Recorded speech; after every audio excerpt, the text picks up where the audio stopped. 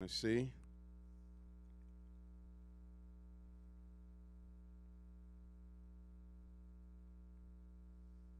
All right, ladies and gentlemen, boys and girls. As you can see, as I can see, it looks amazing because now I have data. I had to do it over. I'm sorry, I need my data. Data's important. Ladies and gentlemen, boys and girls, welcome back. It's another Monday. It's the Boston Power Hour. Enough with our logo. You get to see our beautiful faces. What's going on, man? You're killing me, dude. I'm sorry. What the fuck happened? I'm sorry. I'm sorry. You derailed me, Cliff. I did. Cliff, what happened? You had such an amazing speech. We started, and it's there. You get 2 minutes. You get a 2 minute drill. It said no data. I'm sorry. It was just. This is what happens. This is what happens. This is what happens. But you know what I like? We got a logo, Boston Power Hour logo. Yeah. We got what's the third? We got the third down there, right? Yeah. You got that little logo in between. We're on the split screen. We're back, and you know what? You can't ruin my vibe. You can't ruin my vibe. Tell them why I can't ruin your vibe, because sir. the Patriots have won 3 straight games. Oh, shit. We'll get back into it, right? We'll go back into it. Patriots fans, the Pats, they're back. They started the season 1-3. And that, again, I'm going to make this rant. I'm going to go back here. Patriots had so much national coverage going into this season because it was the Tom Brady return game. He's coming off a Super Bowl victory. And that's all everybody was focused on. And I think that distracted the New England Patriots. A little bit. Whether it distracted the coaching staff, whether it distracted the players, it distracted the fan base. Everyone was distracted with Tom Brady coming back. And I think now looking back on it, when you played New Orleans and they played really poorly and the next week was Tampa, that's why they went 1-3. Since that game, they're 4-1. And in that one loss was an overtime loss at home against Dallas. This team has completely flipped the switch. Yes, sir. And they look great. The chemistry's there. And I just think it's because they don't have that national exposure. They're really flying under the radar right now. And this is where the team can really start gelling. It's just night and day of what you've seen over the last couple weeks. And I'm glad because we have stuff to talk about. We do. Instagram, Spike King Instagram has content to create every single day. Let's do it. It's completely different from last year, and it was a little bump in the road, it seems like. Yep. But you know what? Every week, it still counts. These little mini playoff games coming up. We'll talk about it a little bit later. But it's exciting. We're on the edge of our seats now, and football's back. It's good. Not to bring a little cloud into your sunshiny Don't day. do it. You already I have did it to. already. I'm sorry. Here's another one. This guy, okay? I'm sorry. This guy here. Yeah, Odell. So you want to talk about it? It's crazy this week in the NFL. There's been so much. Dude, I think people forgot about Henry Ruggs already, huh? Oh my God. We didn't even. So we don't have any time really to talk about it. I mean, we're not going to beat a dead horse or whatever it is. Right. Probably the worst thing I just said right there. Especially with everything. But I'm rest an in idiot. peace. Anyways, rest in peace to the people that lost it's crazy how the NFL evolves and how short of attention span, and this guy is owning the media. And it's actually, I want to say something about this. The NFL is probably pushing this out there more than it needs to be because they want things to be forgotten about. Right. So, Odell Beckham, he's not coming to the New England Patriots. Patriots fans, he's not coming. Babs, why are you so sour? Spike King, you should be excited. Do I want Odell? Sure. Add an extra receiver. The team doesn't need him. And I truly think Mac Jones, the timing just doesn't work. No. It doesn't work. Odell needs to be looked at every couple plays. I don't think Mac Jones has that ability to do that just yet. They're game managing Mac Jones right now. And I think inserting him to the team at this point when you're still building chemistry, where things are still raw, it's not the right time. It's not the right fit. It just didn't work out. It doesn't mean Belichick's not doing his due diligence. It doesn't mean that Belichick's not taking the time to look into it. I'm sure they are. And Cliff, I mean, I was told I got somebody in the front office. I do. Yep. Like, I don't care if you don't believe me or not. It doesn't matter. I don't fucking care. I'm going to put it out there. And they said they're not going to go for Odell. They like the team that they have right now. They're going to build the chemistry off of it, and that's it. Don't expect him to come. That's it. Simple put. And this reminds me so much of Julio Jones in the offseason. But why do we do this all the time? Every year? Well, it's because, you know why? Because before we went live, I got Cliff out here. Yep. Your wife calls you. I know. And says, blah, blah, blah, blah, blah. You're talking, then all of a sudden you're like, we got Odell. So what did I do? I go to Twitter. I had to refresh because it's going to be the first thing on Twitter, right? It's going to be all the breaking news, and I didn't see anything. Nope. And then you pull up the tweet, and it's one of those C.J. Goldstein tweets, the Justin Ramos tweets. It's, what's the other one? Mo Money, Mo Chanel. Yeah, you got the tweet right there. Yeah. The tweet that's been surfacing. What time did that come out, by the way? Let's see. Oh, wow. That was super early. She wasn't looking. Yeah, she wasn't looking. I'm not going to give that to her. A person like your wife that's following, she supports the New England Patriots, sees that, and starts to spread it out there like, oh, the Pats are going to get it. It's all false information. Snowball effect. It's all. That's what happened with Julio. How many people out there said, breaking news, I have it, Julio Jones is coming. And we didn't do this show. We're pretty new with the show, Boston Power Hour. Appreciate you guys watching. Back in that summertime, I shot that down right away. I said, Julio's not coming. And now, I was told by Chris Matthews at the time, he thought that Julio might be going to L.A. Chargers, so I put that out there. But I was adamant he wasn't coming to the New England Patriots because I talked to my guy on the team. He said, we're not getting him. We're not getting him. It's not going to fit here. It's not going to work. And there was still question marks on who even was the quarterback at the time. There was so many question marks. I'm glad we didn't. I get that we like to be hyped up. I like that we get to be excited for something. But be excited that your team has just won their third straight game. The chemistry's building. They're 5-4. Buffalo lost this week against Jacksonville. Double dipping. Right there in the AFC East. Do we want to go there? I know we kind of have a format. Do you want to go right there or you want to just wait for now? Let's wait. Okay, we'll wait. We can wait. Odell Beckham, I don't know where he's going to go. He wants to go to if he wants to go to a contending team, the Patriots, you can say they're contending. They're part of it. They are. But if I'm Odell Beckham, there's only X amount of games left in the season. I don't see him going to Seattle. I know that's been the new rumor. Seattle's 3-5. They're not going to win anything in their Why would division. he want to go there anyway? I wouldn't want to go there. I just looked at the weather because I was joking. Oh, Seattle's got great weather. It's raining every single day for the rest of the week. Yeah. It's cold, rainy. It's depression season right now because of the clocks changing. And it's just like, why would you want to go to Seattle? Go to LA Rams. Go to Tampa Bay. Go to Dallas. Go to a team that you say I can play for the rest of the season. Yeah. Try to ring chase and then reassess in the offseason. And maybe at that time, Cliff, if he does a 1 year or half a season deal and plays it out, then in the offseason the Patriots can reassess, and maybe that's when you make the splash for Odell Beckham. It just doesn't make the sense right now in the middle of the season when you're 5-4 and you're just trying to build yourself up for chemistry. I know you fans out there are going to say, Babs, you're going to insert a wide receiver like Odell Beckham right onto this team, inject him, and it doesn't work that way. I don't trust Mac Jones for the rest of the season to be able to bomb it out to Odell. I don't trust Odell to be a guy that's going to get 1 or 2 targets a game and be happy about it. He's somebody that's going to be, give it to me now. I need to be the playmaker.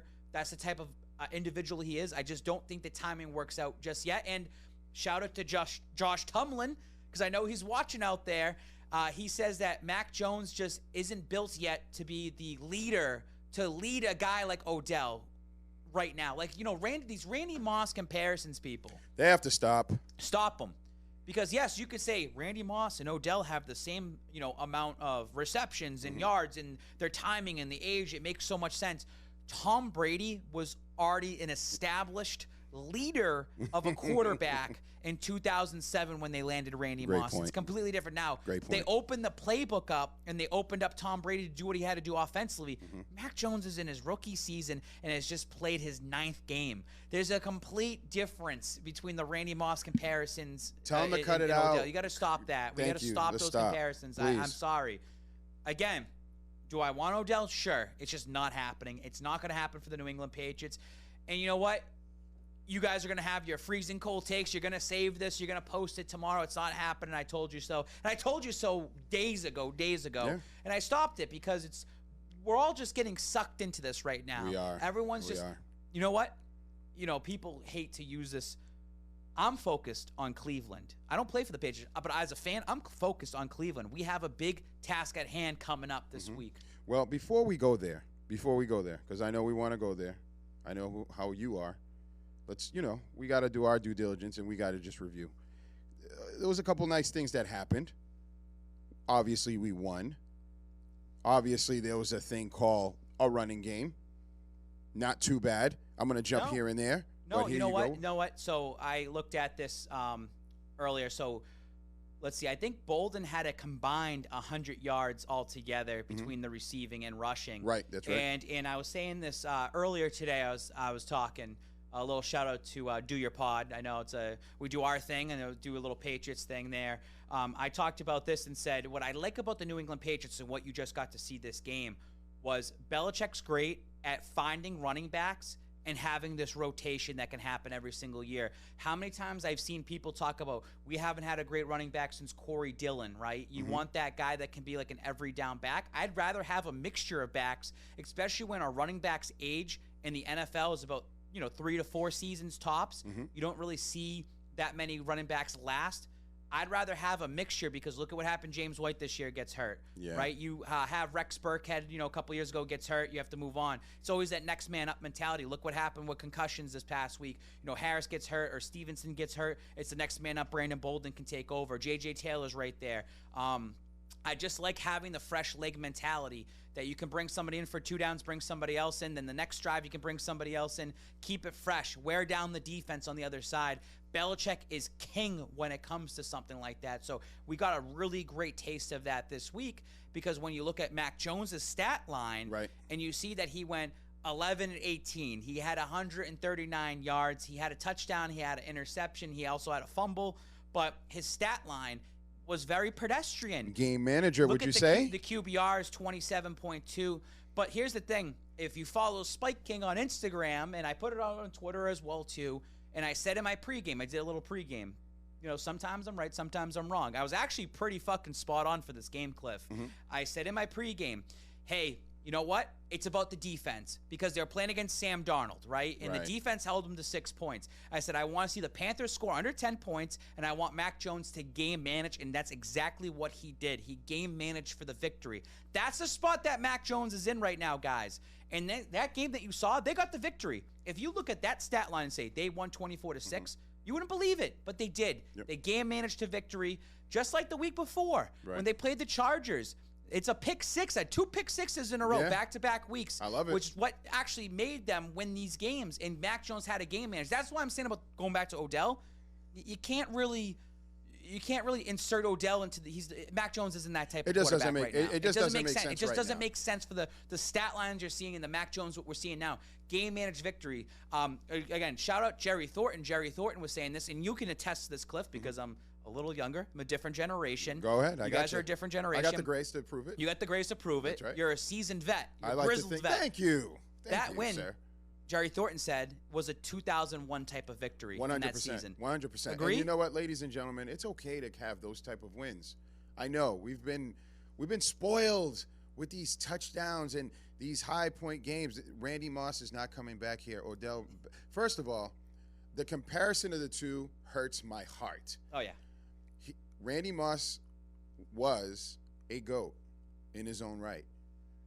Odell hasn't put enough numbers, hasn't done the work to be called a GOAT. You know what it is? It's this young generation because he made the catch. Ever since the catch. You want to talk about young generation? Please do. Odell Beckham has 14 million followers on Instagram. Well, because he was at the right place at the right time when he started coming up and he's got all these plays and social media grew as he was growing because he's 28 years old. So when he's 21, 22, a young buck in the league and he's playing for the Giants making those spectacular catches, that's when YouTube, Facebook, then Twitter, and then Instagram starts really blowing up. Perfect storm. He has more followers on Instagram than Tom Brady does. That's amazing. So, like, it's just that's how he's a social media influencer. He's an influencer is what he is. But when you look at his production, and I don't have the stats in front of me, and I didn't send them to you, but I can name them right off the head. I can look at it. Go to Pro Football Database. His catch percentage has gone down every single year. He started at 70%. He went down to 60%, and he's down to 50%. He only catches 50% of the balls that comes his way. His touchdown production has gone down. Now, he has gotten 1,000 yards a couple years ago in Cleveland. He can be a 1,000-yard receiver. You can look at him like, I feel like people are looking at Odell as a mega superstar that's going to come in and make an instant impact. And when you're comparing him to Randy Moss, you think he's going to catch 25 touchdowns in a season. He's not doing that. Can he move the chains? Absolutely. But I feel that Odell, we are talking too much about Odell, but I feel like Odell is just somebody that needs to be the megastar of a team, and he would not be a megastar in this team, and I don't want to believe in this. Well, Bill can change him, and you can fix him. No, it's not always going to work out. Chad Ochocinco came into this team and wasn't the same Chad Ochocinco, and he made it through the season, but he wasn't what you thought he was going to be type of deal. So there's no need for that. The team's they're looking good going forward. You just showed that little picture, J.C. Jackson. Stephon Gilmore got an interception. He did awesome. But J.C. Jackson kind of got the last laugh with the pick six, which I thought that was awesome. And, both their rights, they both got the showcase in this game. And I'm not mad at that. It worked out perfectly. I'm not mad at that. And it goes back to just, again, what Jerry Thornton stated, is that this is an old-school win. You had your defense provide almost what do you call it? Not a pitch out. What do you call it? I'm going to blank here, guys. I'm sorry. I haven't been sleeping. A shutout, basically. Yeah. It was basically a shutout. But to me, you know that I like the pick six. But this guy here, man, your guy, you know who I'm talking about, Mr. Sleeves, Mr. Red Judon. Sleeves. Yeah. Another sack that makes 8 on the season so far for Matt Judon. Red Sleeves, there was Gabe out there, Patriots Gabe. I know you're out there. He actually had a really great tweet that had Judon being held on so many, there's 4 different images, and he was being held at some point. I should have sent it. So you give him a follow, Gabe_Pats. You follow him on Instagram, you'll see what I'm talking about. Judon actually liked it on Twitter because it was trending. Nice. And Judon knows he's been being held too many times this season. All the time. And that makes that he could already have 10, 11, 12 sacks this season. I give so much credit to the defense this game, not only because you had Sam Darnold's number, but because the turnovers from Mac Jones, whether it was the interception of Gilmore or the fumble, put Carolina in great field position twice. Right. That should be 14 points. You hold them to 6. You hold them to 2 field goals. And that's it for the game. Now, imagine those turnovers never happened, and Mac Jones played a cleaner game. The offensive line plays a cleaner game. Yep. You're probably looking at that shutout, right? That's what I was so happy about this team, was that this – a team like Carolina that's on the down right now, your defense has to showcase it. Right. You might have a couple games coming up later in the season when you play Jacksonville, when you play Miami, maybe even the Falcons. Like, not saying that the Falcons are a bad team, it's that the defense needs to showcase in those games. You should be feeling really good because it's the 3 phases of the game right now that's really killing it. Even someone like Gunnar Olszewski, shout out to him. I know he got hurt, a little concussion. But he had a great run back at one point to put the Pats right into Carolina territory. So everything's kind of clicking right now. Another defensive player that we probably don't have a picture of is Barmore, Christian Barmore, who's got 2 sacks on the season as a rookie. He's a beast. And post game, he was with Mac Jones in the bus, like they were together. So you're starting to see things starting to click for this team right now. The camaraderie too. It really is, because you're down in the trenches.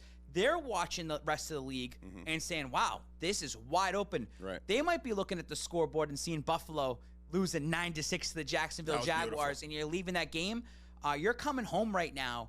They're undefeated on the road. They're 4-0. You're coming back home. You're going to go play against Cleveland, and they know that this is going to be another tough task coming up, and the chemistry's building up. It's time to start getting some wins at home this season. I want to give you a little roller coaster ride, okay?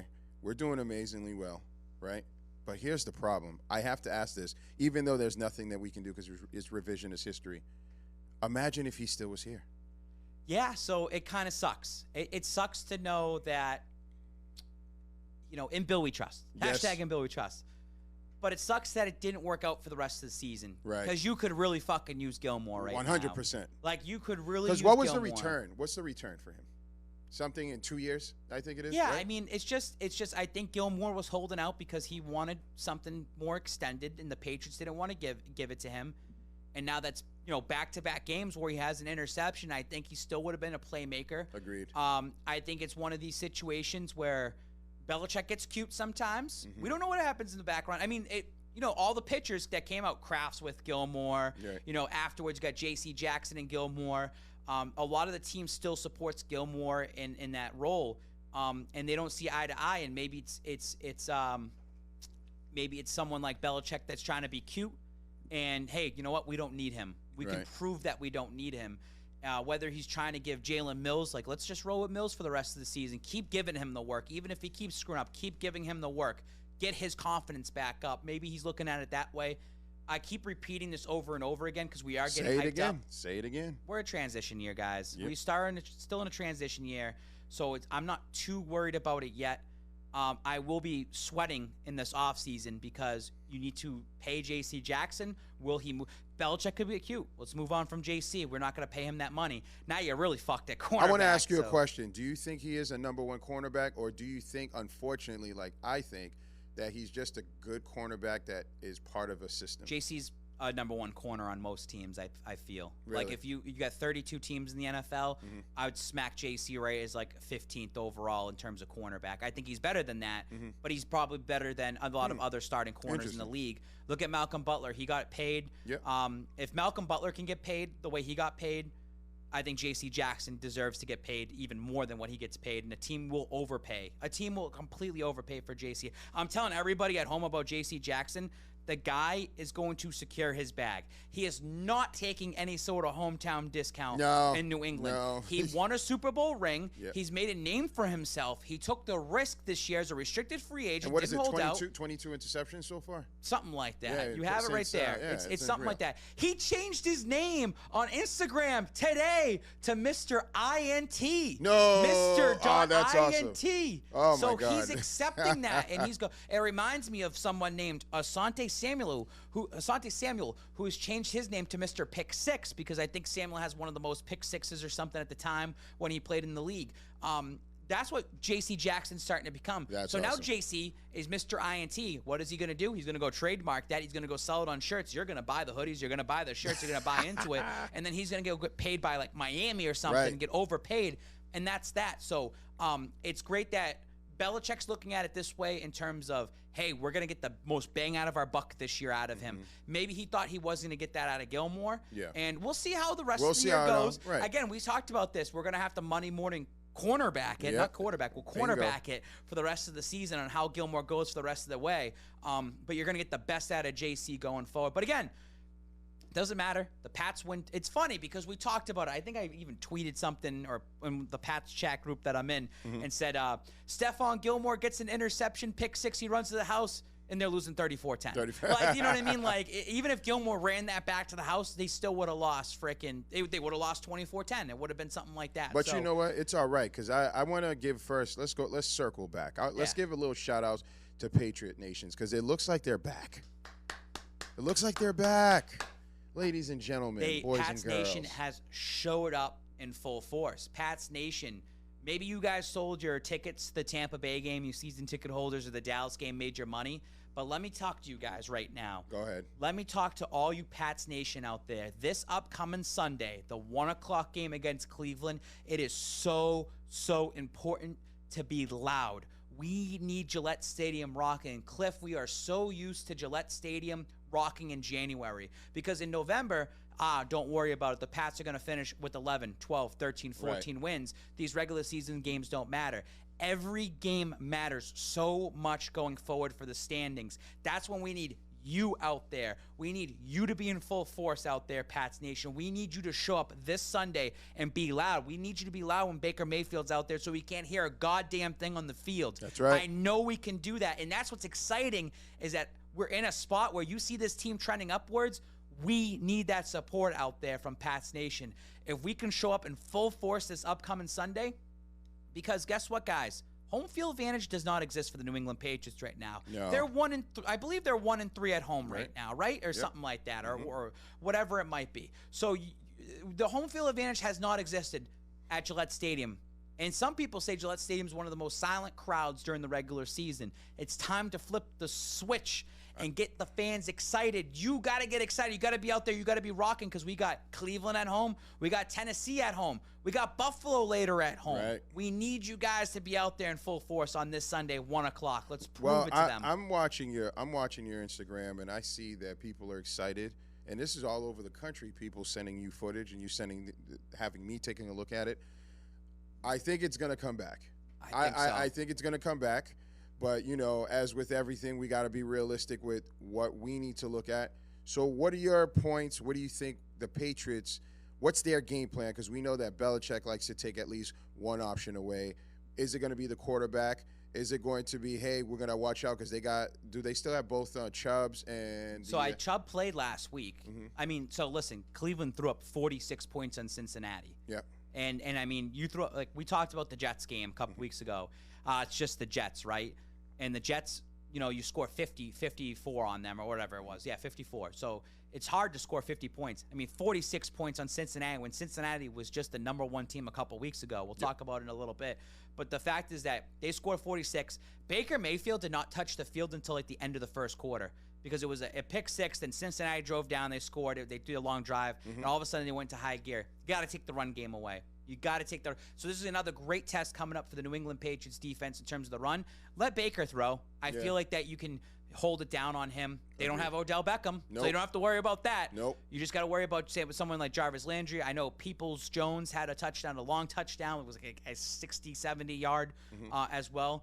I feel like someone like Belichick kind of has like Baker's number already, and I think he can prove it again. They played well against them in 2019 when he came here. I just feel like this defense can be able to hold it. I want to make a prediction here. I think this guy's gonna have 3 sacks. 3 sacks. 3. Sacks. He's gonna spy this motherfucker all game long. Let me tell you something. Those red sleeves, right? We saw it when we saw it at the game with the Greats, and that one guy was wearing it, right? This upcoming Sunday, it's going to be like 45 degrees out. That's going to be the high. It's going to be a little chilly out there. You got to wear it. It's hoodie weather. It's hoodie season, baby. It's hoodie season.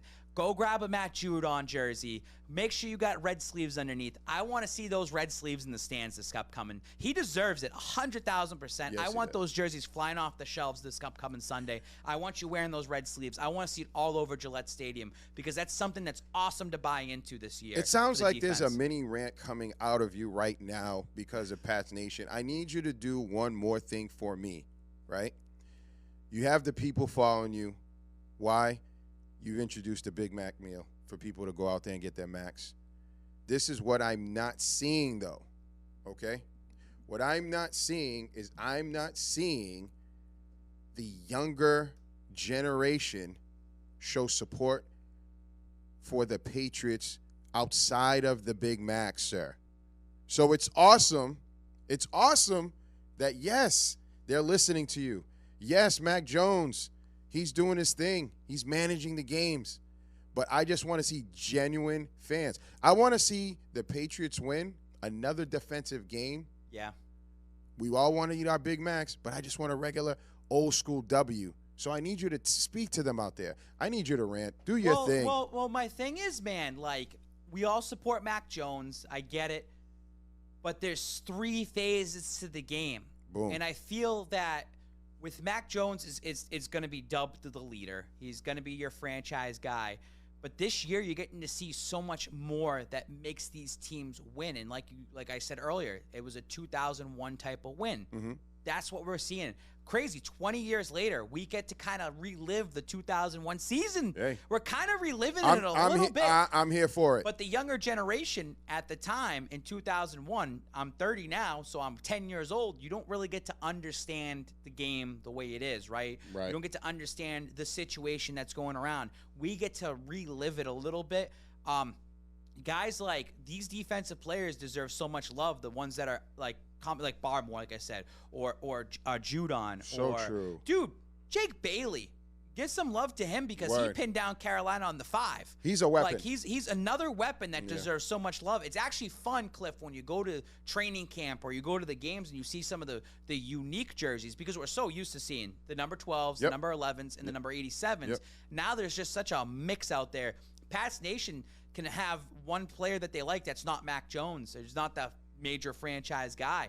Guys, just go out there, keep supporting all these players out there because this really is showing that it takes all 53 men to win every single game. It's not going to take one individual. As we just saw this last game, it's not one individual, number 10, that's going to win you these games. It's going to take every single person to keep making those plays out there.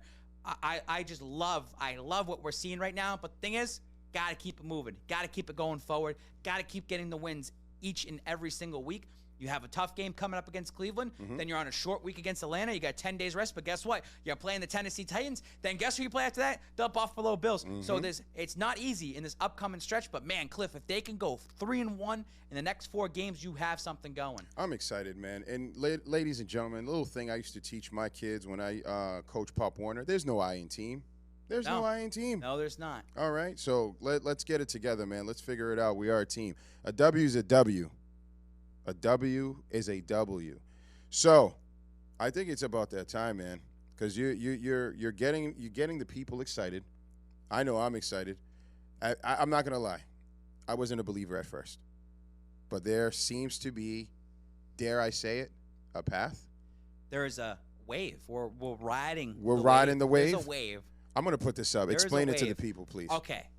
Here is our current playoff picture in the AFC. Now you might see Pittsburgh. They're 4-3. We're filming this on a Monday night. They just won tonight, so they're 5-3. They're going to stay ahead of New England. Mm-hmm. The season ended tonight. New England slides in as the 7th seed. New England was down and out a little bit a couple weeks ago, but things have changed so much. So when you see down here and you see the Cincinnati, I got to point this way. When you see the Cincinnati Bengals, they were the number 1 seed a couple weeks ago. And we were looking at them. I think they were 5-2 at the time, right? So now they've slid all the way down here. Denver started the season 3-0. They just beat Dallas. They smoked them, but they're sitting there at 5-4. You got the Colts. They're still looming around there, 4-5. Look, and you're playing the Colts later on. So just look at this. You got Kansas City. They're frauds. Kansas City should not be 5-4. They are frauds. Now you got Cleveland. So Cleveland's 5-4. It's just so open right now.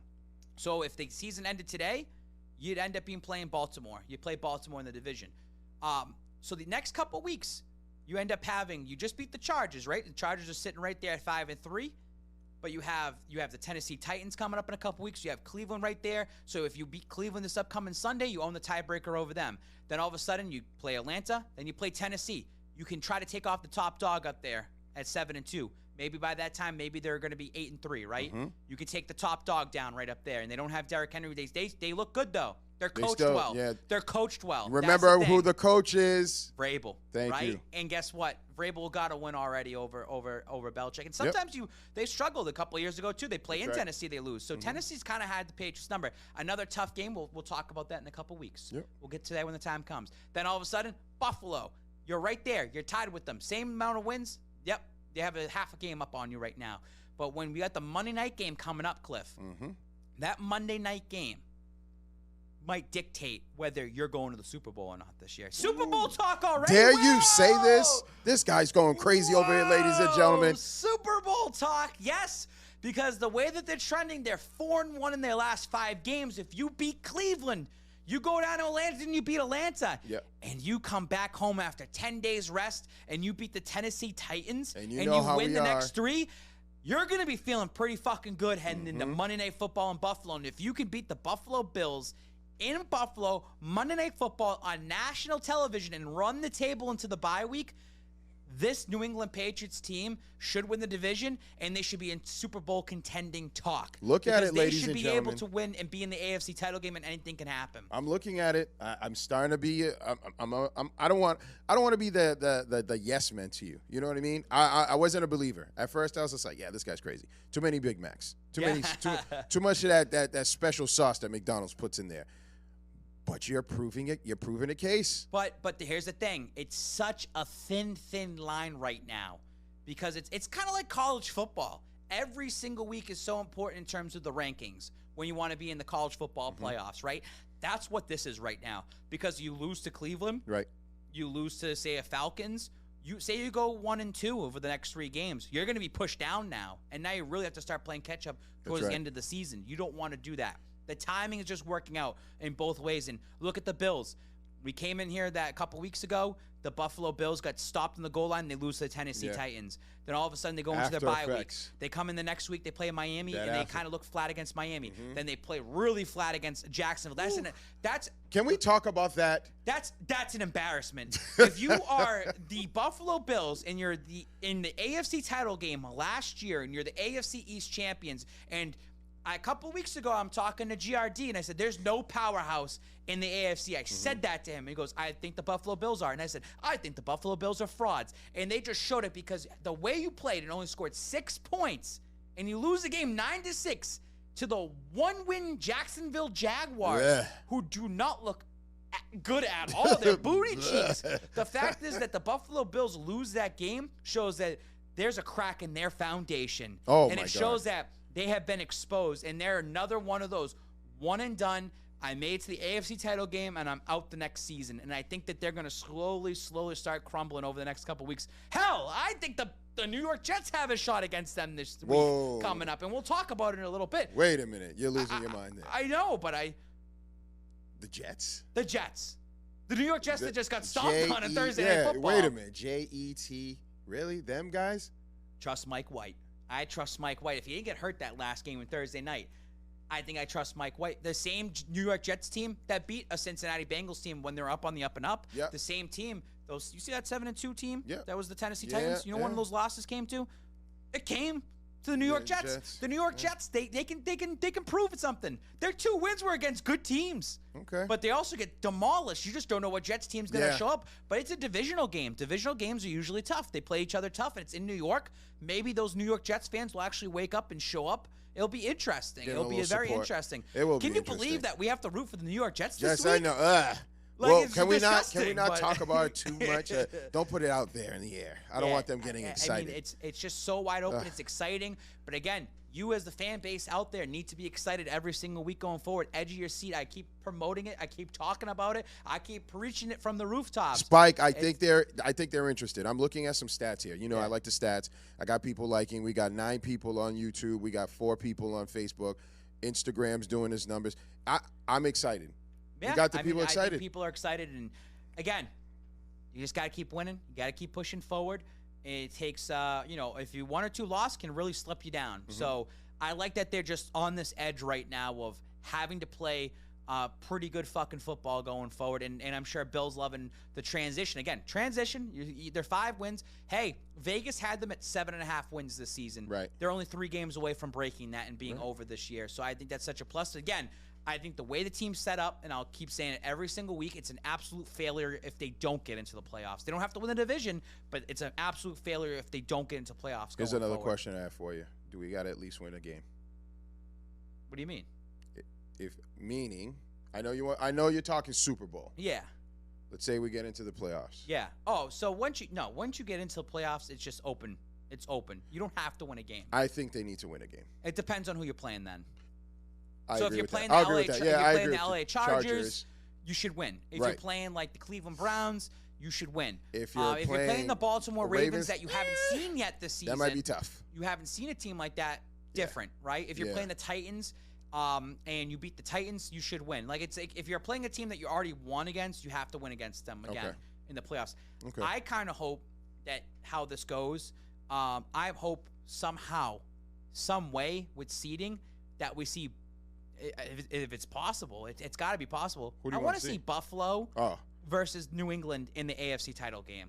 That's kind of the type of game I want to see. I want to see something super exciting where Buffalo could be the favorites in that game. I don't know how it's going to work out. There's still a long way away, but that's like the AFC title game I want to see. I want to see something that brings the New York-Boston rival, kinda. You want your heart to pump a little bit? Yeah, absolutely. I'm okay with that. And give them a 3rd game in the season somehow to play each other. Yeah. I want to see something like that in the playoffs because you know that Buffalo, they should turn it around. There's a crack in the foundation. They're vulnerable. They should be in the playoffs. That's a team that should be in the playoffs. They should make it there. They should be able to go there. On the flip side, New England, they might end up being the underdog in that game. It would be great to go and beat Buffalo, whether it's in Buffalo or – I just want that awesome divisional matchup because, Cliff, what we've seen for the last 20-some-odd years is that it's been Buffalo, Miami, and New York are usually down in the dumps. We've seen a couple of times where the New York Jets make the playoffs, they beat you, right? You know, that happened in 2010, 2011, or 2009, 2010, I'm sorry. But I want to see that right now with this current Buffalo team, this current New England team, and I want to see them match up in the AFC title game.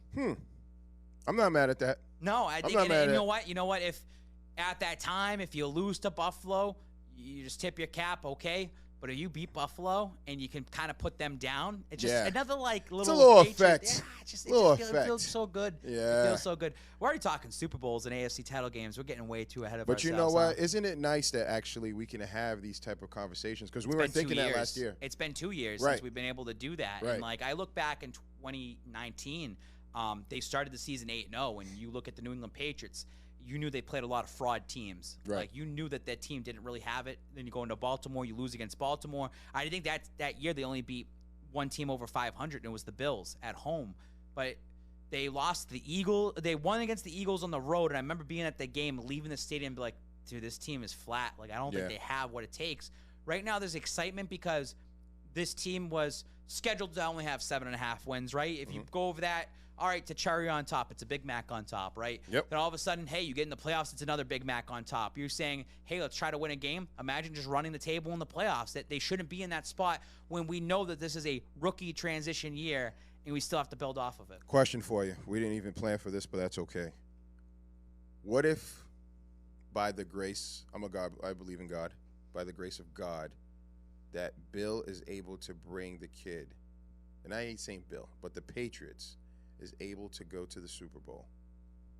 2001. That's like what it is. I mean, True. we talked about this a couple weeks ago probably, and it's Bill has when he took over the team in 2000, he went to Kraft and said, you know, this is our 4-year plan. This is how we're going to get to the Super Bowl in 4 years. And they got to it in the second year. So if you look at it, and we always look at things, hindsight's 2020. Hindsight 2020. Yep. So we look at last year. Last year was 2000. Last year was 5-11. In 2000, they went 7-9 last year, and you had Cam Newton and Drew Bledsoe, right? Maybe a little comparison there, right? The next year, even though Brady wasn't a rookie, but you know, Brady played that 2000 season and was the practice squad guy or the backup. Mac Jones is the rookie, but he's caught up enough to be at the same speed of Tom Brady was in 2001. Like, they're the same guy, pretty much. Without being the 6th round, he's the 1st round. They caught up, right? You're going through the same fucking motions right now. And doesn't history repeat itself? We always say that history repeats itself. How funny that is. How funny would that be? And ironic that they go and march into the Super Bowl and they win, and you have 20 years later, it's the same kind of transition. So with you saying history could repeat itself, are you saying we might have another Tom Brady in our hands? No one's ever going to be Tom Brady. We have a Mac Jones on our hands. Thank you. Thank you. And I purposely set you up to say that because it's getting crazy, some of the things that I'm reading out there, man.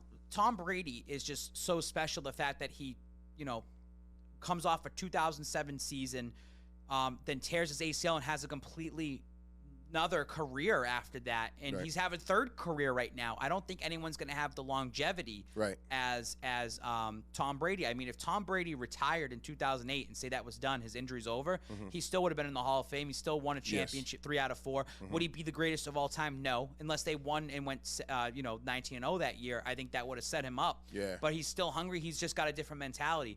I think Mac Jones can be set up for success to win maybe 2 Super Bowls. You know what I mean? But again, it's a team effort. So much credit needs to be given right now to Bill Belichick.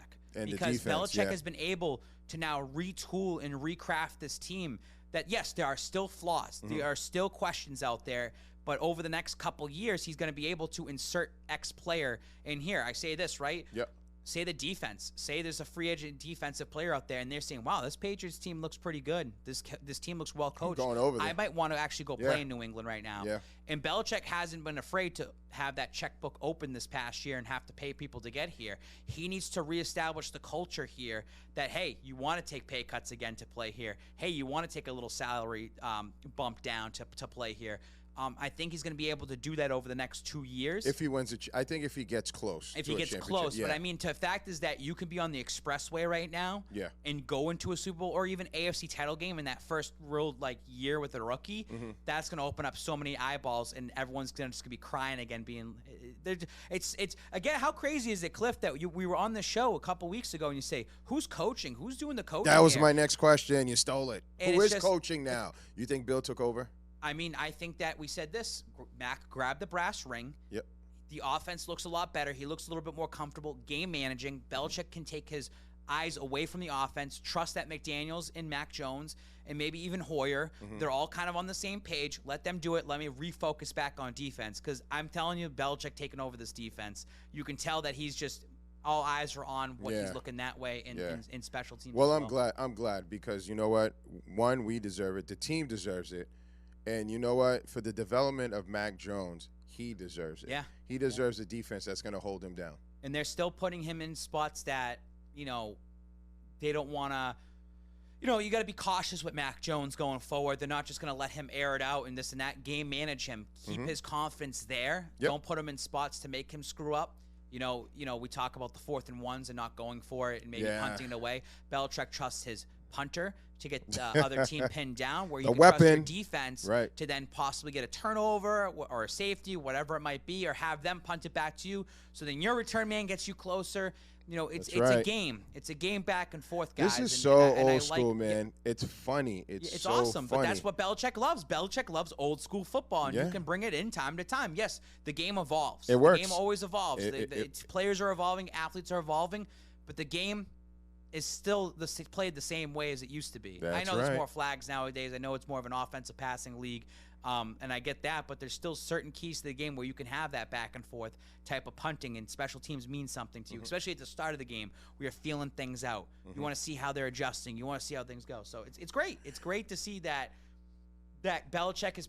I bet, and Belichick, the way these post games have been going, he's having fun. He's having fun again. Yeah. Like, he's having fun as a coach. You know what it is? Coach, he's bringing that back now. I think too, the group of people are not as young as a lot of of these other NFL teams, but I think it's a young group where they're listening.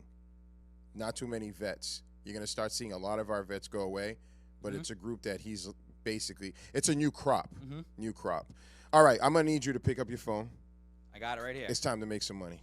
It's time to make money. You ready? I haven't been making much money lately. Hey, but people if you may take say some of these right. picks on Monday nights, hey, the lines always change. Like Aaron Rodgers, which we'll get into it a little bit later. Yes, we will. It was like plus 125 against Kansas City, and then when Love went in, there was like plus 250 or 300. So things change. Right now, the line right here for New England is minus 2.5 against Cleveland. Last week they covered. New England was minus 3. You take New England at home, minus 2.5.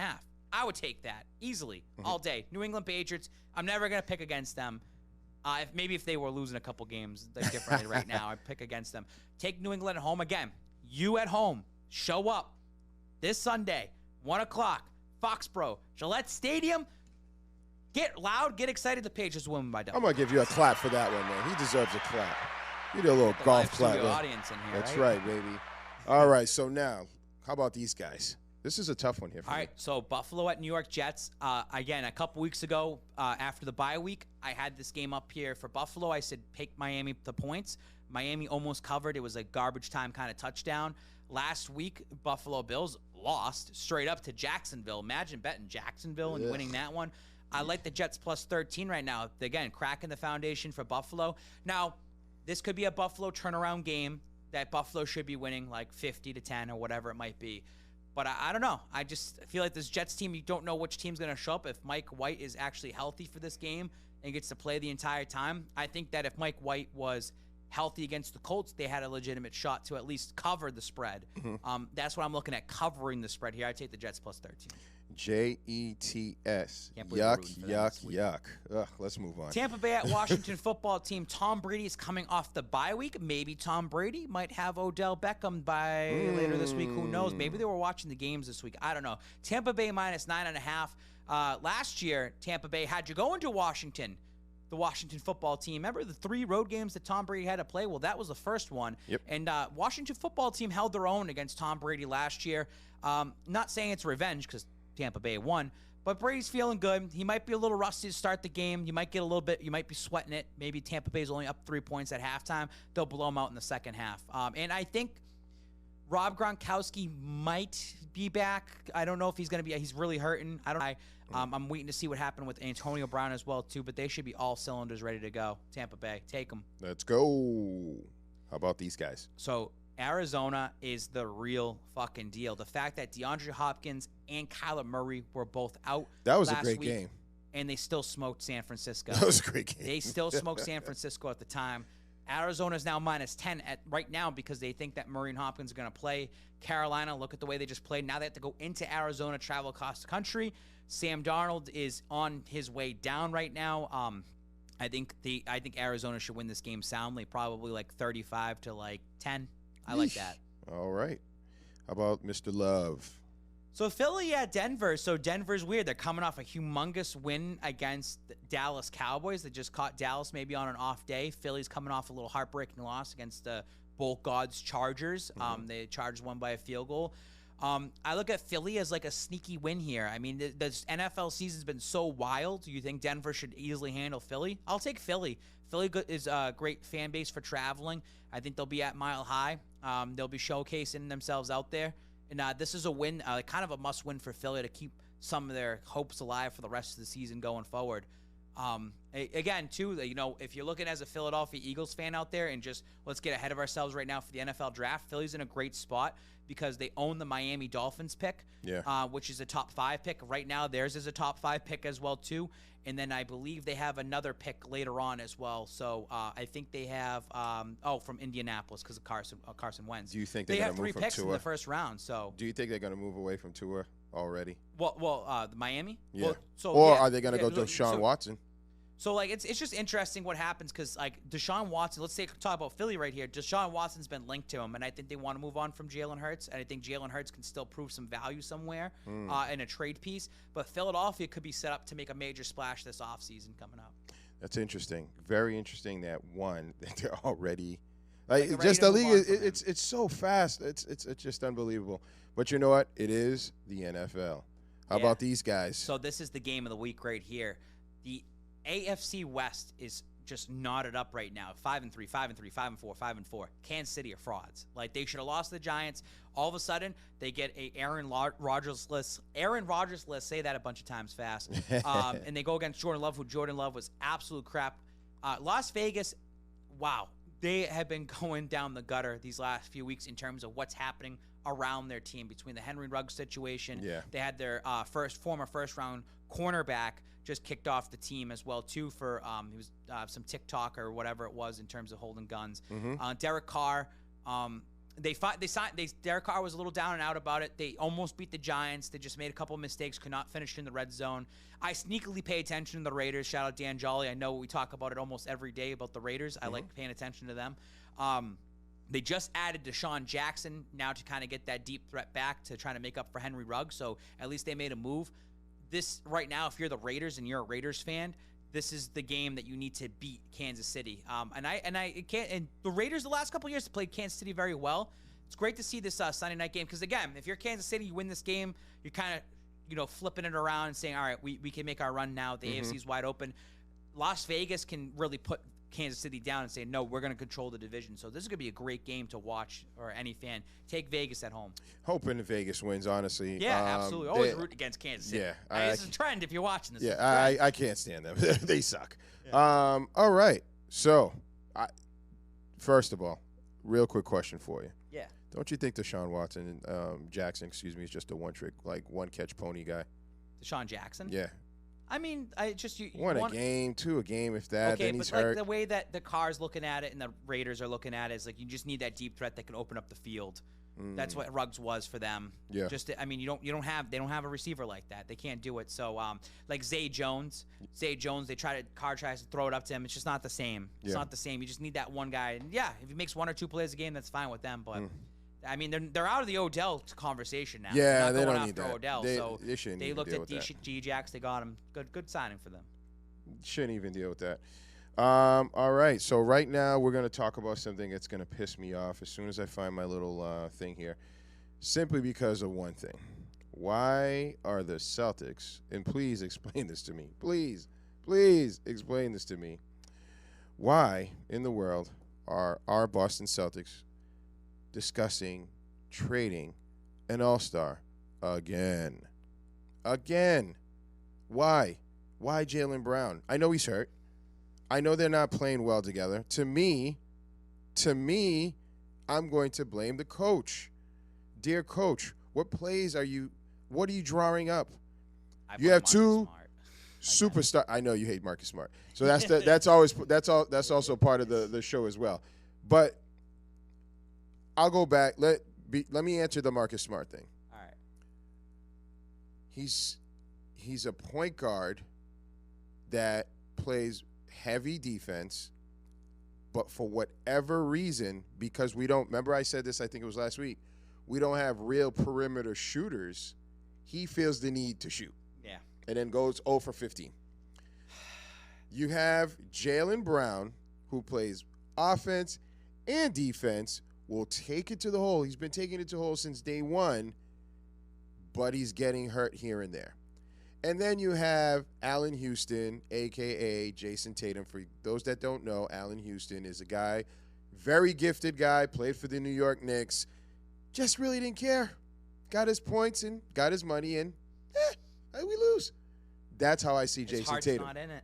No, his heart's not in it. And in that Dallas game, just going back to it, we'll backtrack a couple games here. Mm-hmm.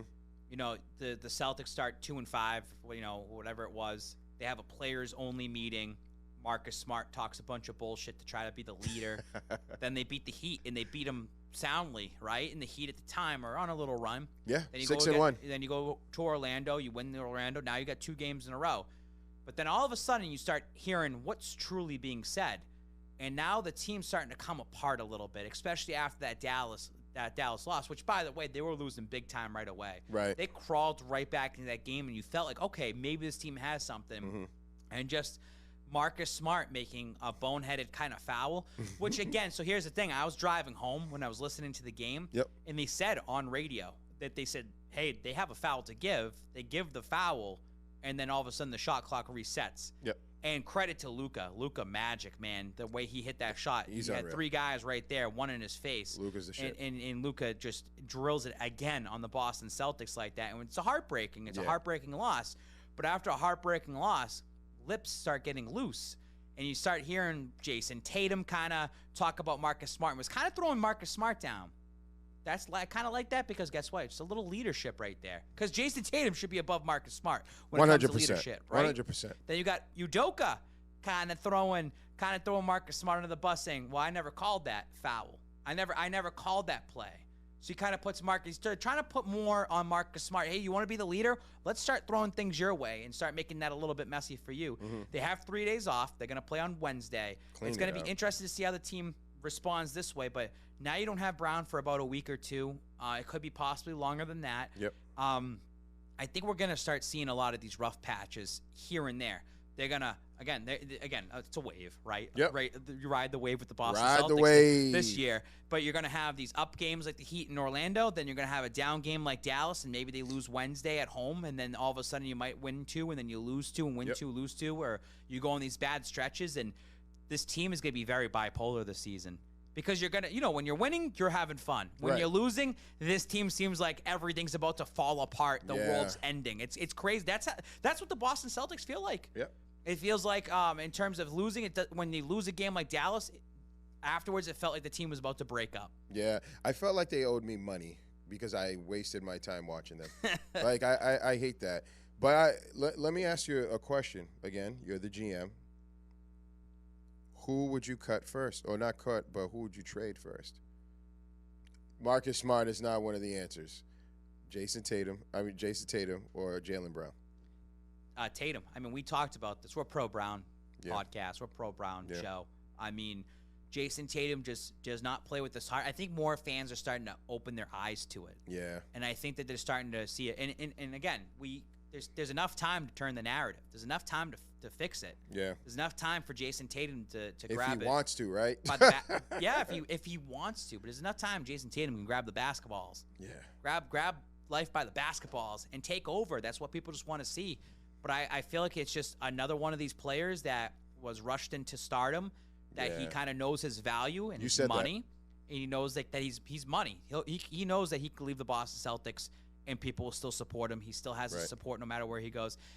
Jaylen Brown doesn't really have that type of stardom, and nor does he want that kind of stardom. But he plays physical. Yeah. Like that's what he is. That's more of a green team player. It right? is old school physicality. Isn't it crazy that they invested so much into Jason Tatum? Yeah. And the shiny car. It should have been Jaylen Brown the entire time. We're really starting to see the true colors right now of it. And here's the thing: it's tough. How long do you hold on to Tatum? Or how long do you hold on to this Boston Celtics team before you just blow it up? Yep. Do you blow up the team but keep Brown and Tatum but try to add more pieces around it? It's like, how many times can you put the Band-Aid on the Boston Celtics? They've been doing this for how long? I need you to ask your friends. You know who I'm talking about, and I want them to start talking about it. did the Celtics, are they putting their eggs in the wrong basket? Because like you said, the fans are. They see Tatum as the shiny guy. He came out just as a shooter. I think so. It's the I wrong like guy. that eggs in the wrong basket because it's like, okay, let's invest our time into Isaiah Thomas. And Isaiah Thomas, although a fan favorite, Isaiah Thomas is not winning you an NBA championship. Nope. He's not. Nope. It's a great story. It's someone great to root for, but he's not winning you and getting you there all the way. Yep. So let's put our eggs in the Kyrie basket. And then all of a sudden you saw what Kyrie was, and you're like, now you backtrack yourself a couple years. Mm-hmm. And the bad thing is, I think maybe this could have ruined something. Maybe the fact that you had Kyrie on the team and drafted Tatum, and those two were kind of buddy. At the same time, yeah. How many conversations did Kyrie and Tatum have off to the side? And Kyrie's giving him advice. Hey, I played second fiddle to LeBron James, and I make my money, and this is the way. That. And dude, we know Tatum and Kyrie are kind of friendly with each other, they right? are friendly. Maybe Brown isn't as friendly with Kyrie, and he's just, I don't fucking want to believe in this guy. So maybe it was really bad for the Boston Celtics to have Kyrie as a mentor to Jason Tatum and change his mindset at a young age, because he's giving him his advice like, hey, this is what I was at that time, and when I was in Cleveland and LeBron came in, and whatever it might be, right? It just seems that the Celtics just can't find it right now. Again, I believe in basketball that you have to completely sell out a team in terms of trade all your assets, get the stars right now, win a championship, and try to win 1 or 2 in a 3-year span, and then just rebuild it all over again. I don't like playing this game of the last, 2008 so now it's 13 years. I know. I mean, 2010, 2011. What's the saying? He's not coming into the door. It's 10 years. It's the last decade. You're playing this game of, it's nice to be in the playoffs every year or go to the Eastern Conference Finals. Again, Hayward. Look at the Hayward. You put your eggs in the basket for Hayward, and that didn't work out. So you keep trying these new big threes that you want to put out there, and just never clicks. And also, it's just because you don't have enough time for it to blossom too. That's a great point. But I heard, and this is from a reliable source, that since day one, Marcus Smart and Jaylen Brown just did it. Marcus Smart doesn't like Jaylen Brown because he thinks he's kind of corny. I think those were the words that were told to me. And I'm like, okay. So I understand how you want to get rid of Smart. I, too, would say let's get rid of Smart. I wanted to give him a chance because I think he's a really good defender. I think he's the only person left outside of Jaylen Brown that's willing to kind of hustle, because you still need that in this game. You still need it, man. But it's just how many dumb plays does Smart also make that cost him games? Oh yeah. He wins you and loses you games. Yeah, a double-edged sword, as they say, right? It really is, and it's tough as a fan to be like, how many chances are we going to keep giving Marcus Smart? Because this is what we're getting. Yeah. We keep going back into the well. Like, he's going to bail you out 1 second and then screw you the next second. You know what it is? He hits a 3 and you get so excited, like, how the hell did he do that? And then all of a sudden it's like you're doing a dumb foul, or something ends up happening. You're not thinking. You don't have situational awareness on the court, and you screw yourself out of a win. It's just, how many times can that happen? It's just, again, rip the Band-Aid off, give this team over to Brown or Tatum, and just get Smart out of here and just deal with it that way. I'd rather be losing games without Marcus Smart. Yeah, I just think it's just a huge distraction. I think he's respectfully, I think he's just crazy. And I also think this guy's crazy as well. What's going on over here? I don't know how the NFL is going to handle this. They're probably so happy that there's so much talk about Odell Beckham. 100%. Dude, we are such a short attention society. It's scary. That we went from Henry Ruggs to Aaron Rodgers. One day with Odell Ruggs. Beckham, that people are already forgetting about Henry Ruggs and the situation that he murdered somebody. Right. And all of a sudden now we got this political jackass with the vaccine, and he was all over the place on the Pat McAfee show. They caught his ass. But you know what? Then all of a sudden he wins because Jordan Love looks so bad against Kansas City. The Packers need Aaron Rodgers to save their season. And Aaron Rodgers is not coming back till Saturday because he can't come back off the protocol. He's going to play Sunday, and Aaron Rodgers is probably going to fucking win against the Seattle Seahawks and look great. And all of a sudden, everyone's going to be back on his side in a way. Like, it's just so weird. It's so it's such a weird. It's one of these, we got to let it play out. We just got to let it play out and see what ends up happening. I would say, like, I support his beliefs, but his beliefs are all over the place. Like, why are you like, yeah, I get my information from Joe Rogan, and I follow what he does. It's like, what? Like, what are you doing? Like, I understand one side if you don't want to get the vaccine. But then all of a sudden, it's like, we have a bigger issue. The NFL was covering it up. They knew about it. The Packers knew about it. He was breaking multiple COVID protocols. Look at Cam Newton, how they were on his ass about not being vaccinated, right? I'm actually shocked nothing has come out with Cam or him saying anything, unless I'm not hearing anything. It's just Cam Newton he doesn't get the vaccine, and he travels out of Foxborough, and it has to wait 5-day protocol. How many times has Aaron Rodgers probably left the Green Bay facility or the Green Bay area and traveled somewhere to go do something or go film something that he was supposed to be in that COVID protocol coming back? It just shows you in terms of status quo. Yep. This has nothing to do with skin color or anything like that, because I know people like to put it that way. We already talked about it last week. We're not diving back into this week. Status quo. Aaron Rodgers is a golden boy in the NFL. He makes money. He's a quarterback. They try to protect players like this. They're protecting him. They're hoping everyone will forget about it. And because we are such a short attention society, they will forget about it. It's just going to be another speed bump in the NFL. He'll play Sunday. He'll win against the Seahawks. He'll use his platform afterwards to just say, hey, I came in here, I played, whatever it is, and people will just move on because, oh, well, Aaron Rodgers came back and won. Good for him. It's just crazy how this is another major story that needs more attention and digging in the NFL, just like it's taking attention off the Washington football team. Probably people are forgetting about them. 100%. And John Gruden. Like, remember the John Gruden thing that happened earlier? We're all forgetting these things that are happening. This is like, these are the days of our lives. It's like soap operas, man. Oh, my. Like, the NFL has all these hundreds and thousands of emails, and they're never going to get released because we're now worried about Aaron Rodgers. What's the next thing we're going to be worrying about? We're going to be worrying about Odell this week now. What's the next thing we're going to be worrying about? I know what they're going to be worrying about. They're going to be worrying about Mac Jones twisting people's ankles. And we have to find him. Let's get the attention on Mac Jones now. He's breaking ankles out there. He's purposely hurting people. Wait a minute. What? I got some intel. Everyone. First it looked like he was trying to trip or kick Burns, and then next thing you notice, I saw him tugging on Burns' ankle. I thought it was completely dirty. I just did what I do best. I took your little plan and I turned it on itself. Look what I did to this city with a few drums of gas and a couple of bullets. You know what I noticed? Nobody panics when things go according to plan. Even if the plan is horrifying. If tomorrow I tell the press that, like, a gangbanger will get shot, or a truckload of soldiers will be blowing up, that's the holding. Nobody panics, because it's all part of the plan. But when I say that one little old mare will die, well, then everyone loses their minds.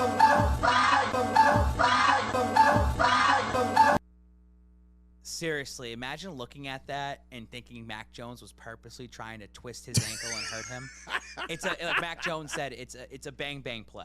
That's all it is. Oh my God! He might have thought he had the football. He's just grabbing him by the ankle. There's no bad intent. There's no, it's crazy because now everyone's trying to make a big deal about it. Because guess what? You know why? Why? The Patriots are good again. So if the Patriots are good again, they're either cheating. Or they're doing bad plays out there. They're trying to get people hurt. Mac Jones, out of all people, the rookie is trying to hurt people out there. Damn, Mac Jones. But look at that. What you see Judon getting grabbed, getting held back like that. It's been happening multiple times. Shout out to Master at Work for doing that video and everything like that. It was awesome. We appreciate that. I can't believe how Twitter was blowing up on that. Again, short attention span. Let's put all the focus on that. NFL might want to – maybe they'll fine Mac Jones tomorrow. Maybe we might see a fine. And now everyone's going to be in an uproar about that. So we just keep moving as a league and seeing we're only halfway through the season. Unbelievable. And we still haven't hit the playoffs, right? So it's just – they love the drama. They love this extra stuff that gets more attention for their brand. They love it even in the offseason. They love offseason drama. Everyone's talking about the NFL because they're still going to make money. They're still going to get their clicks. It's funny how it works. And real quick, because we're past the hour actually, but it's okay. I just want to show this video just because this was it was a little insane. I'm just going to show some of this video just because when you shared the clip with me, I read about it. I was working, didn't hear much, but unbelievable.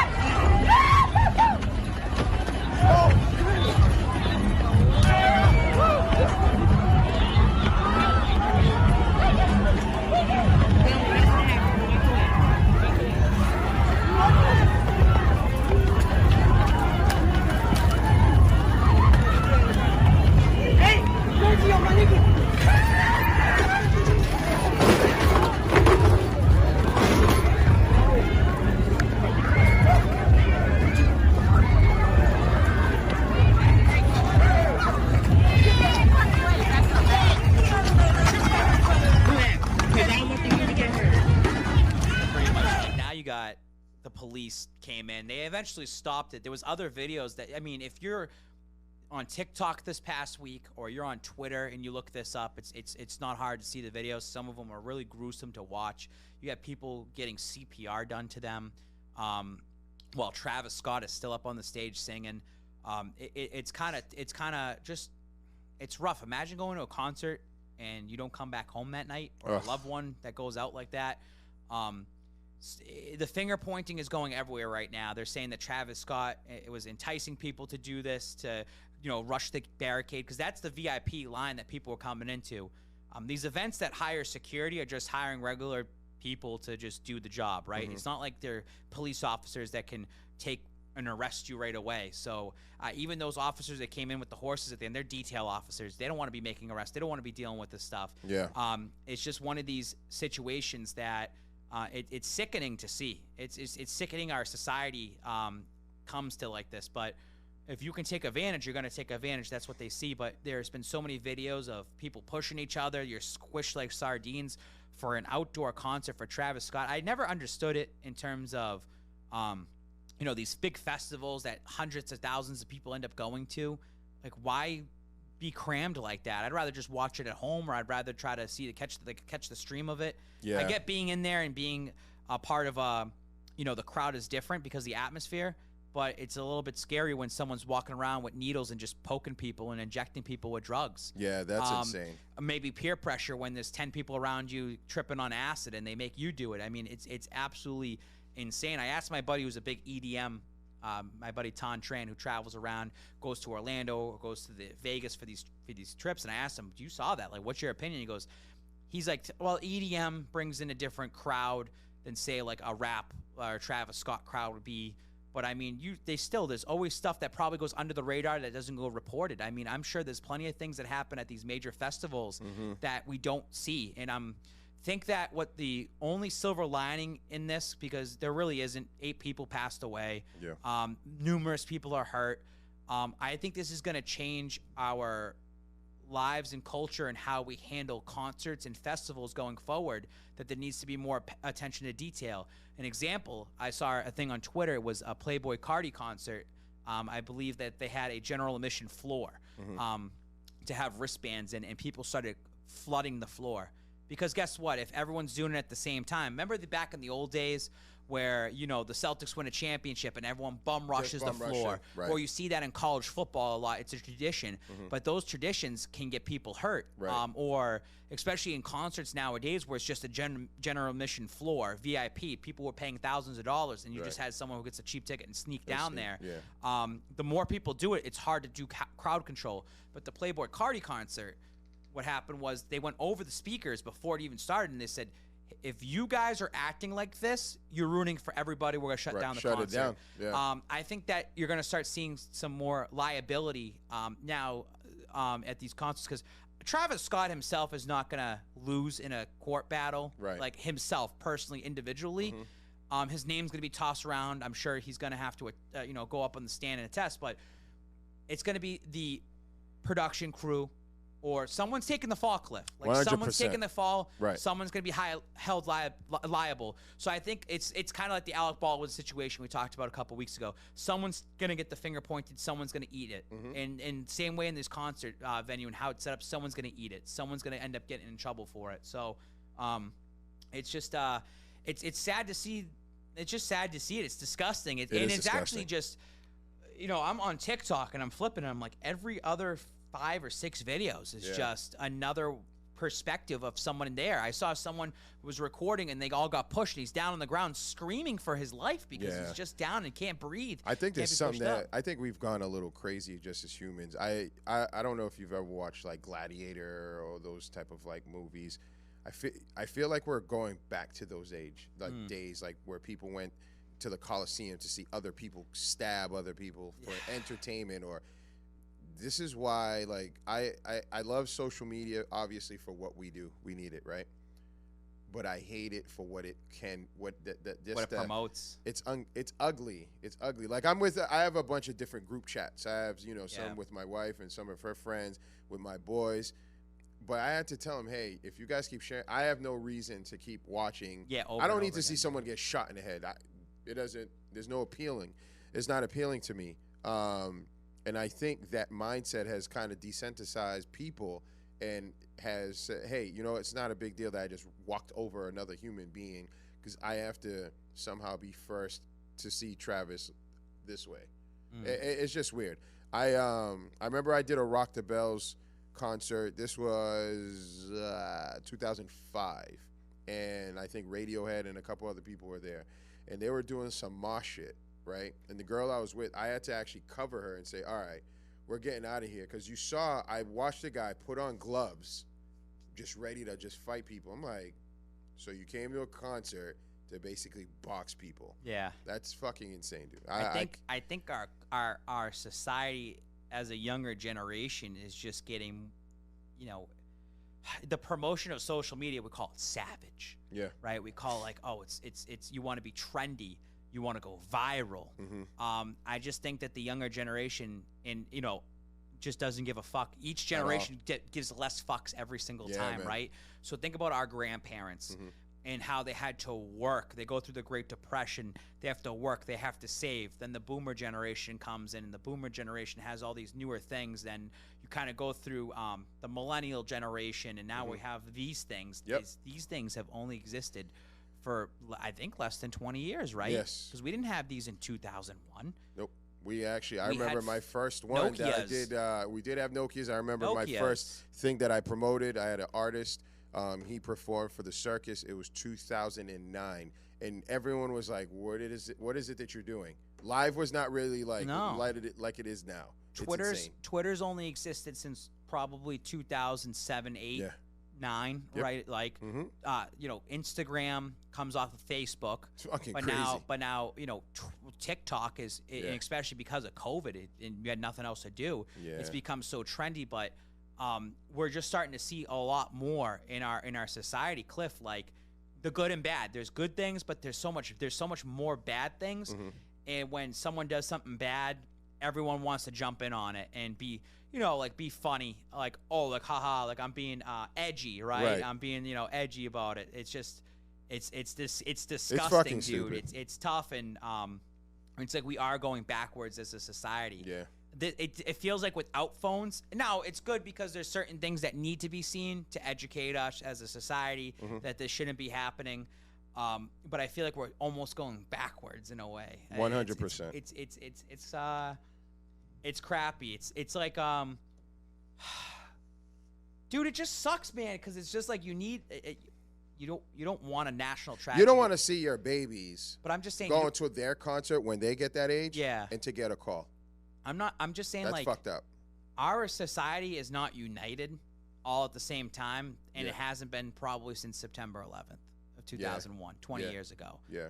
And it's just, I'm not saying that a national tragedy needs to put everybody together, but there needs to be something like a benefit concert that can be put together to try to educate our society and community to all come together to be more peaceful, or to we need rules in society to live by, so we can all live together as 100%. And when you have no rules, look what happens. Yep. You go to a concert, 8 people are dying. You're getting hurt. So many people are getting hurt. You don't know what the hell's happening. So I'm telling you, it's we're going back to the gladiator days. And you know what? I can also blame it on COVID. Like, everyone's tucked inside, and you want to rage. Now you don't know how to react when you see people. Tone, because we're only speaking to people this way instead of just actually like we're doing now, which is why I think these type of forums is dope. Salute to everyone that's paying attention. I want to give a shout out because there's a lot of people that's chiming in. We need to continue doing things like this, because if not, I think it's only going to get worse. What a way to end the freaking thing. But you know what? We're going to spin it, and I know you can do it. I'm going to throw you under the bus. Final thoughts, sir. Give us some final thoughts. Make it happy. Make it happy. Make it exciting. Please. Besides the great news that you gave of us going to the playoffs. My final thought is this, man. The Patriots, they're back. Like, they are 100% back. I am so ecstatic, so finally happy in my final thoughts that they have the chance every single week to keep proving the naysayers, the doubters, the haters, everybody wrong, including me. Because you know what? I doubted. You doubted. Yep. We all doubted. Yep. They go 1-3, and you just knew your backs are against the wall. Their backs have been against the wall for the last 5 weeks, and they keep showing it over and over again. And, guys, we can't keep dwelling on the past. No. Oh, like if they didn't fumble against Miami. Oh, if they didn't, lose overtime against Dallas. Oh, if they didn't kick that field goal and they went for it. Can't dwell on the past. You got to keep pushing forward. This team's pushing forward. Fan base is going to push forward. So I'm just so happy, so ecstatic. And you know what? Another thing, shout out to all the people who participate in Big Mac victory. Hell yeah. Like, Hell yeah. Like it's been so. Can I give him an applaud for that? Is that cool? Is that cool? Is that cool? Yeah. Oh, the live studio audience loves it. They love it. Thank you. Because Big Mac victory has been something that's cool. That Cliff, this is fucking global. We got people in Australia, Italy, Trinidad. I saw my country, Canada. Canada gets representing, man. Mexico. It's all over, man. People are going out of their way to get a Big Mac afterwards because it's a celebration post. It feels like you're part of something in the little community that we've built up together. And I'm glad that Spike King can be part of a trend-setting community like that we all like to enjoy together. So I got to lay off the Big Mac sometimes because I'm really turning into a Big Mac right now. Calories are real. It's the off-season cut will be amazing. That's what I'll tell you. That's it. That's it. Hey, man, my final thought, dude, is this. At the end of the day, there's another day that we can strive to get better. And just like the Patriots, on to the next, man. On to the motherfucking next. Ladies and gentlemen, boys and girls, we want to thank you for joining us tonight for what? Another one of the best shows. Because, let me go back. Hold on. Before I end this, because I want to say this. I'm going to say it. I was going to hold back. People are watching because I'm hearing a lot of things being used on their show. They're very lucky that we have to shoot this at night because then we could be first. But, ladies and gentlemen, I know what we talk about, and then it just happens to have that same conversation with other programs, which is cool. I just want you guys to know. I love that we're able to film this right after a Monday Night Football, right after the week before everyone starts talking and breaking down everything. I know you have your Monday shows that will have their reactions right away, but there's things that we are looking forward to in the week that people are going to later start talking about. That's it. And I love that we have that. I like that we can be able to do this. This is awesome. Boston Power Hour. We're go. slowly building every week. I like this. You got the logo. It's getting there. It's on here. It looks good. Wait till you see the intro. I want to show them the intro. Ladies and gentlemen, I don't want to show them the intro that's done, but it's there because we want to do it right. Baby steps. That's it. We want to do it right. Cliff, keep working hard, man. No, you keep working hard because you're doing the work too. No, bullshit. Ladies and gentlemen, when I tell you this is a partnership right here, okay? It's a partnership. We both have lives, but we come here to provide you entertainment. And that man gives you some numbers so you can win some money. And on that note, I'm out of here. How about you? Are you out of here? Yeah, I'm out of here. Let's get going, baby. It's another Boston Power